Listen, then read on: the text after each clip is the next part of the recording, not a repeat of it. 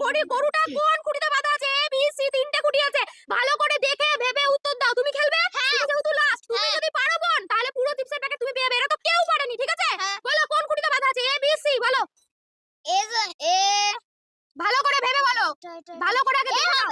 এ হবে। কেন এ হবে বুঝাও। এখান থেকে গিয়ে না এটা জয়েন্ট আছে, এটা হবে না। এ হবে না। বি হবে। বি হবে। ফাইনাল